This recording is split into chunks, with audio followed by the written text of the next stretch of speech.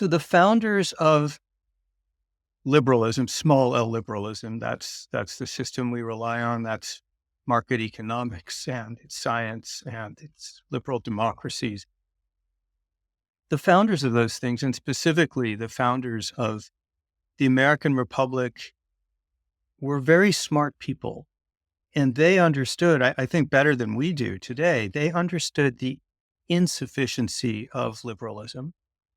They understood that liberalism can create processes and institutions and norms and rules that can guide us toward being our better selves and settling our conflicts in ways that are peaceful and productive. And in keeping with what Alexander Lefebvre says, they also understood that liberalism is not value neutral, that it relies on certain values like truthfulness, lawfulness, civility, forbearance.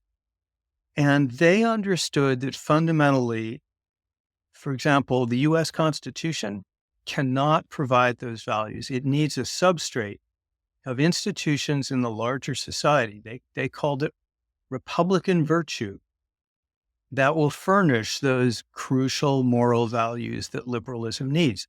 So they always understood that the Constitution did not stand entirely by itself. It needed help. And for that help, they turned to civil society. And at the core of civil society in their day, and yes, still despite everything in ours, was religion. So what they were saying is not everybody has to be a Christian in order to be a good American citizen, or Christians should run the government, or anything like that. But they were saying that in order to have a healthy liberal society, you have to have a healthy civil society. And part of that, a lot of that just has to come from a healthy religious sector. I'm trying to make a deeper argument in this book, which is that the worldview of secular liberalism, that's science and all of that, is crucial, but it's incomplete. That there are two fundamental questions that most people, not everyone, but most people feel they have some sort of need to answer. And they both begin with M. One is mortality and one is morality. Mortality is, what is the purpose of my being here? Is there a reason for life, just me being a random clump of protoplasmic cells that will expire in a few years and leave no trace behind? That's a very unsatisfying view of life. And the second is the question of morality, which is, mustn't there be some kind of transcendent or fundamental anchor for right and wrong beyond just it's my preference and I prefer my way to your way? Well, the great religions offer answers to both those questions. For someone like me, an atheist, I don't think they're satisfying answers, but most people do. And it turns out that secularism just cannot fill that role. It can try, but it can't. There are two other M's, there are two other roles that it turns out the world of religion can't answer in an equally fundamental way. One is what I think of as murder, and the other is magic or miracles. Murder is, why would a good God allow evil?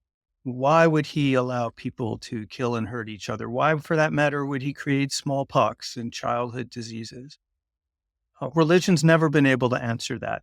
Christianity certainly hasn't in a compelling way. It's tried, it's made headway, but the great late pastor Tim Keller once told me that he's thrown everything he possibly could from Christian theology into the bucket of explaining the problem of evil and never got it more than about 2/3 or 3/4 of the way full. And then the fourth issue is magic or miracles. That once you introduce a religious worldview in which miracles can happen, it becomes impossible to come up with a systematic, socially adjudicable account of the world. You're not doing science anymore. You're not comparing notes and looking for regular patterns. You're saying it happened because I saw a revelation. It happened because of God. So in order to get past that kind of randomness in explaining the world, you got to have some rules, and those are the rules that science provides. But the bottom line is that fundamentally at an intellectual level, even an existential level, These two systems, the system of faith and religion and the system of liberalism and science, they will always be in tension, but they will always need each other. They're like imagine two posts or beams that are leaning on each other for support. The injunction scholars say that's probably repeated most often throughout the Bible is don't be afraid.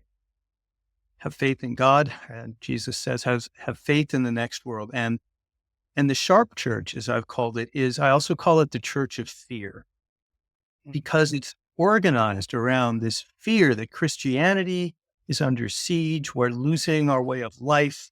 The liberals are taking over the culture. They're going to turn our boys into girls and our girls into boys.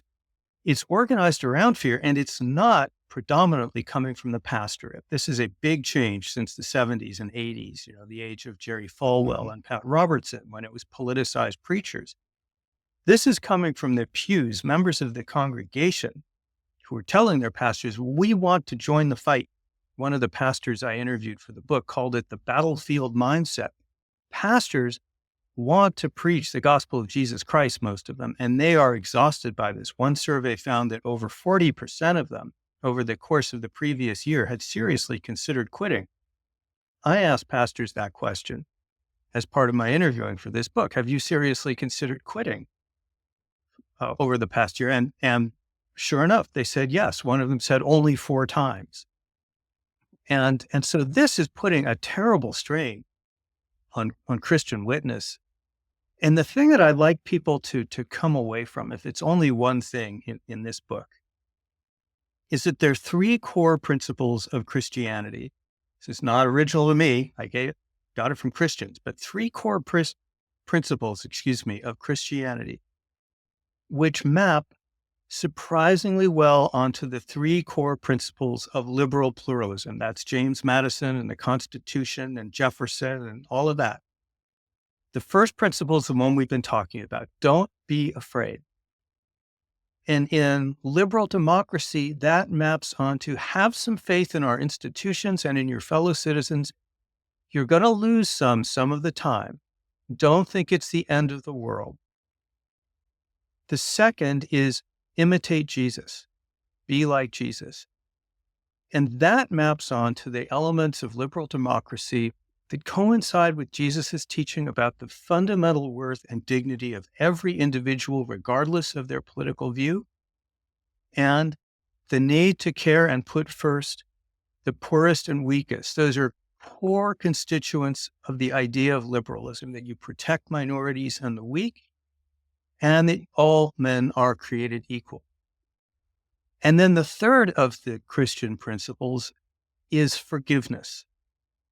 Forgive each other. It is God's place to judge, not ours. Well, you'd never hear that or pick that up from the way Christians behave, on social media, but it also maps onto liberalism, not quite the same way.